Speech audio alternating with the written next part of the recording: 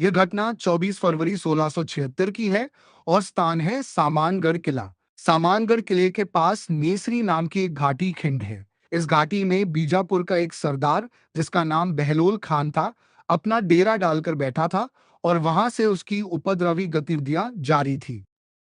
वास्तव में सरसेनापति प्रतापराव गुजर ने उमरानी में बहलोल खान को पराजित किया था, लेकिन उस समय उन्होंने उसे जीवन दान दे दिया था। सच कहें तो वह जीवन दान इतना भारी पड़ेगा, ऐसा उस समय किसी ने सोचा भी नहीं था।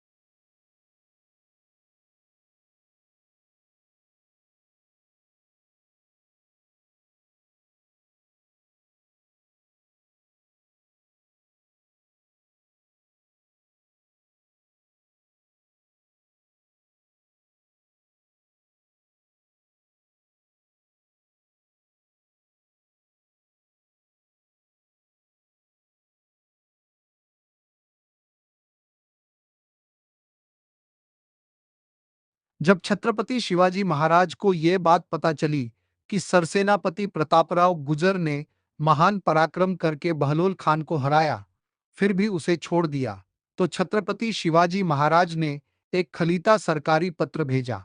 और वही तारीख थी 24 फरवरी 1676, जिस दिन सामानगढ़ पर मौजूद सरसेनापति प्रतापराव गुजर को वह पत्र मिला।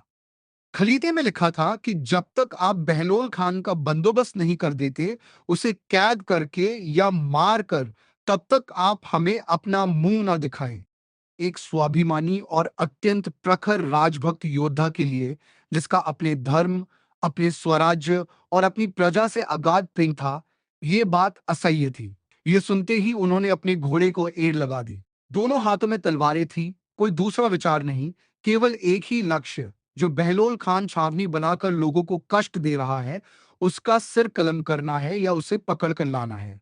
अपने सेनापति को घोड़े पर निकलते देख उनके साथ मौजूद साथियों में से 6 साथी तुरंत अपने घोड़ों पर सवार होकर उनके पीछे निकल पड़े।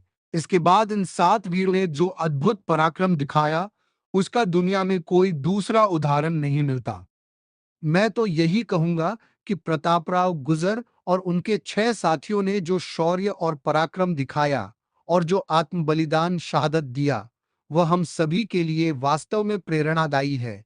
जब हम ऐसे किलों पर जाते हैं, तो इन सब बातों को देखकर हमें सच्चा गर्व महसूस। ये 7 वीर बिजली की सी तेजी से आसमान में धूल के गुबार उड़ाते हुए सामने 12,000 की सेना पर टूट पड़े।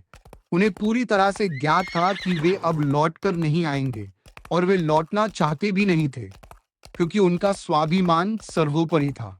देखते ही देखते वे मुगल सेना पर टूट पड़े। इन 7 वीरों की तलवारों पर चारों तरफ से हजारों तलवारें बरस रही थी। वे वीर गति को प्राप्त होने वाले हैं, ये उन्हें पता था, और हुआ भी वैसा ही। लेकिन वीर गति को प्राप्त होते होते उन्होंने इतिहास रच दिया।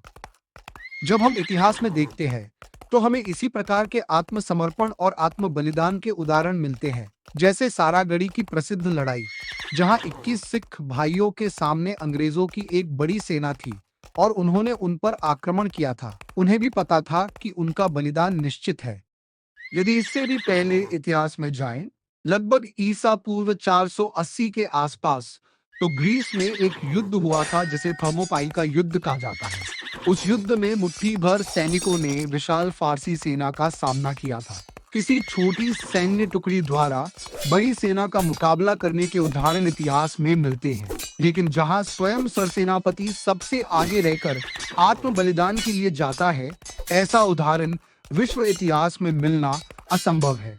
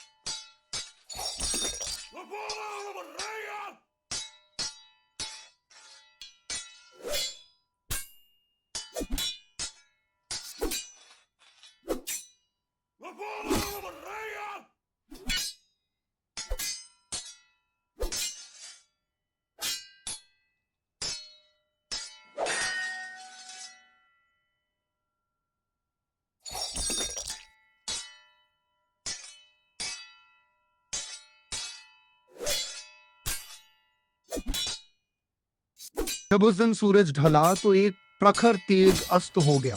वह केवल सूर्य का अस्त होना नहीं था, बल्कि प्रखर स्वाभिमान, राजा के प्रति अगाध निष्ठा और प्रजा के प्रति उस संवेदना का अस्त था कि मेरी एक गलती से प्रजा को कष्ट न हो। वे सभी भावनाएं उस दिन अनंत में विलीन हो गईं। यदि कुछ लोग ठान ले तो क्या हो सकता है, यह इसका एक जीवंत उदाहरण है। उन्होंने अपने खून से इतिहास में यह लिखा कि कैसे जीना चाहिए, कैसे लड़ना चाहिए और कैसे मरना चाहिए। ये सब कहते हुए जब कोई बात सीधे हृदय से आंखों तक पहुंचती है तो शब्द अपने आप थम जाते हैं।